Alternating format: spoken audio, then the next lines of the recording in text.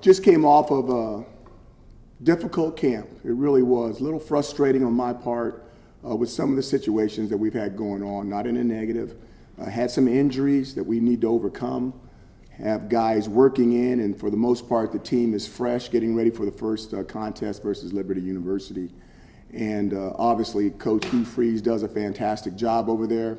I've already gone on record that I'm nervous about this one. We really don't know what these guys are going to do. We've been watching games from Ole Miss, games from Georgia Southern, games from Liberty to look at the personnel, and there's a lot of film to look at, and you try to tie it all together and try to figure out what they're going to do. So we're nervous about that, but our football team, for the most part, I think is healthy. I think our defense is in fantastic shape. I think we have a very good defense. Our kicking game, I think, will be very, very good. I think hopefully we'll continue on the things that we did in the special teams last year.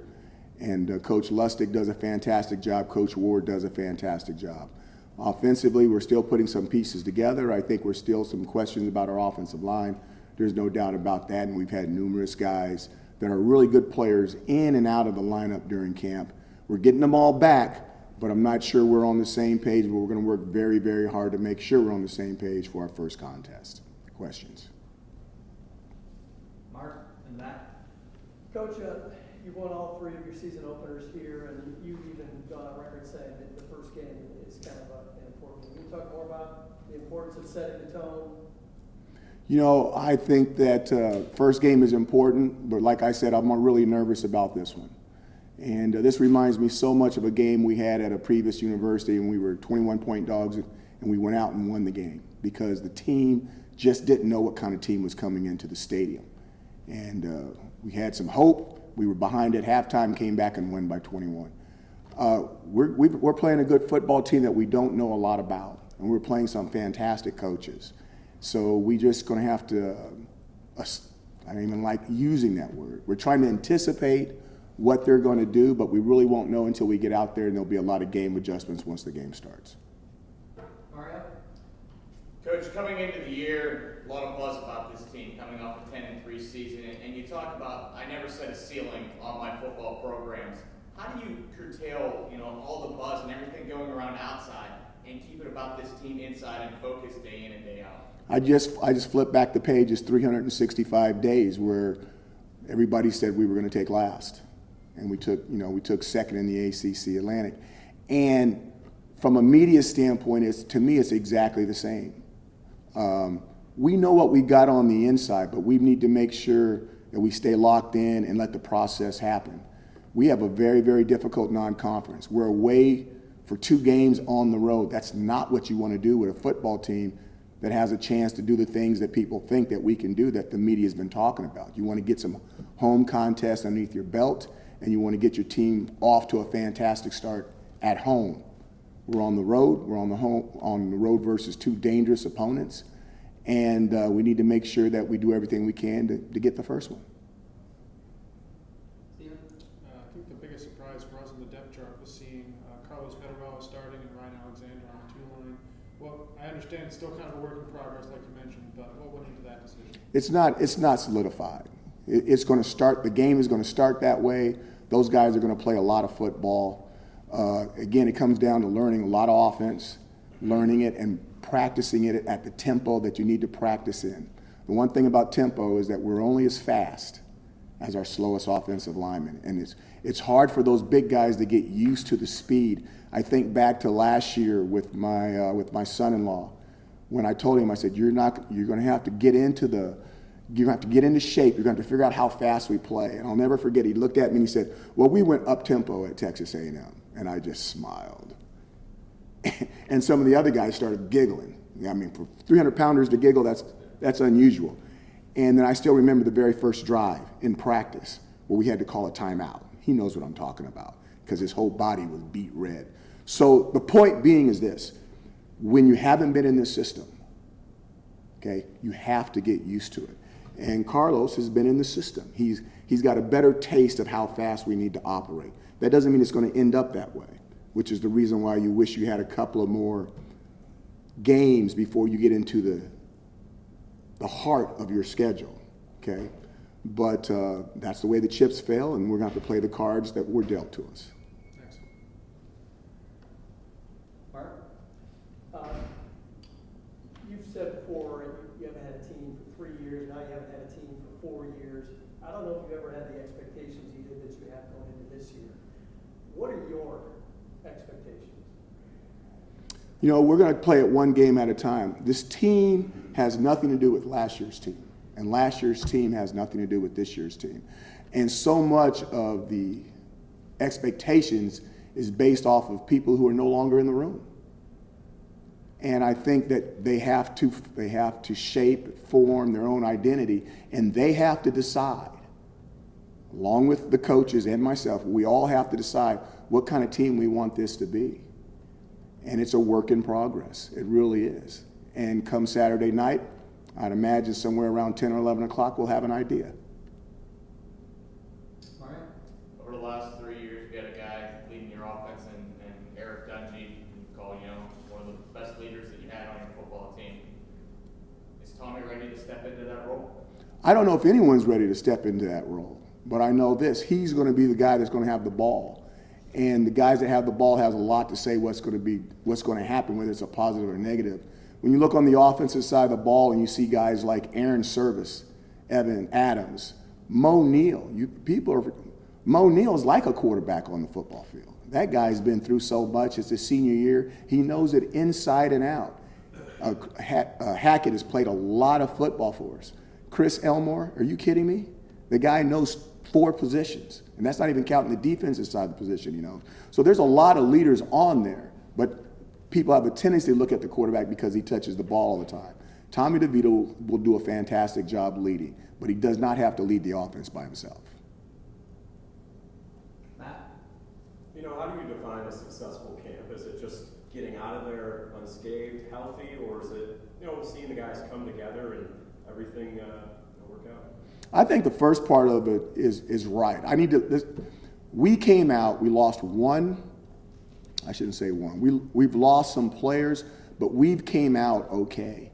And if you're going to train the team the right way, you're going to have some owies. You might lose a guy or two. That's part of it. And if you don't push them that hard, then what you have is a healthy team that's not ready. And I'd rather be a little banged up and ready than a healthy team that's not ready, and then you're trying to explain why these guys aren't doing the things that they need to do. And you're like, well, what are you talking about? Just look at the couple of games that happened this Saturday. I mean, you can watch the game and go, wow. And you have your own comments. Those comments are to yourself. I'm not going to talk about other people's football teams. But there's a lot to go into getting ready for the very first game. And we're relatively healthy coming out of camp. There's some guys that have missed some practices, and the training room needed to keep them. They needed to be healthy for this game. But I'm a little uneasy about what they missed and going into games if something like that popped up. So we're trying to cover that in meetings and crossing our T's and dotting our I's to make sure these guys are 100% mentally ready to go. And physically, they're good. But if we can get the physical and the mental together, then maybe we can have a nice, clean game and not a messy game. Stevie? This is, Stevie. sorry. Coach, for your defense, you start off with Hugh Freeze, even going towards next week. You got Loxley, who had a record-breaking offense at Alabama. Just how big of a challenge will it be for that side of the ball? I'm not going to talk about the second one, but I'll talk about Hugh Freeze is the real deal. We all know that. And this is a huge challenge. We had our troubles with Western Michigan coming out of the gate last year. And this guy knows exactly what he wants to do, and he knows how to do it. So this is a big deal. It's a big challenge. Hugh Freeze versus our defense, and we don't have a clue what they're going to do. All right. Is the excitement there for you? You talked about, what the guys in camp and everything, but is it, 30 plus years of coaching college football, is it ramped up for you, or is it going to hit you come Saturday night at about 5:30?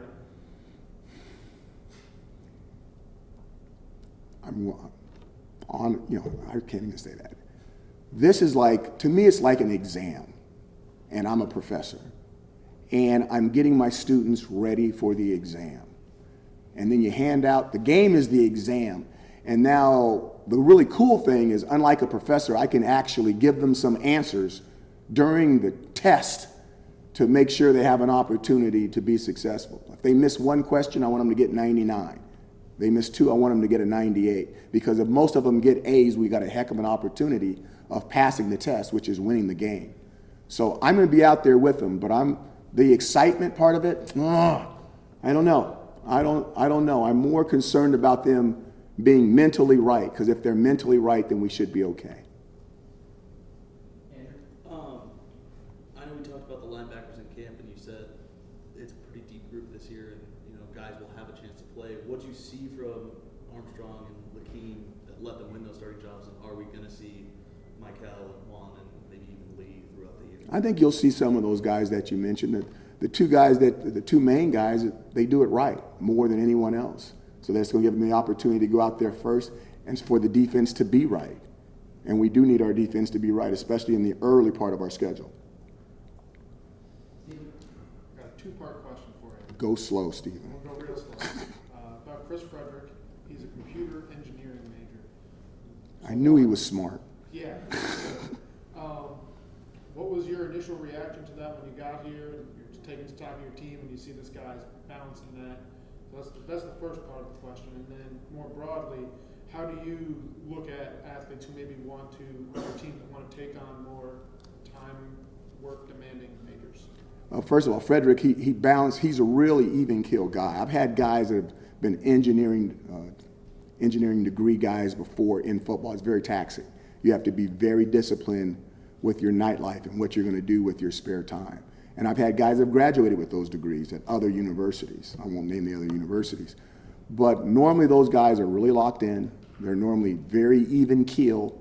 They operate like myself with a lack of sleep most of the time, but they find a way to get it done. And if you're around Frederick, he's like that. He's very, and the really cool thing is he plays like that on Saturdays or Fridays and Thursdays the exact same way.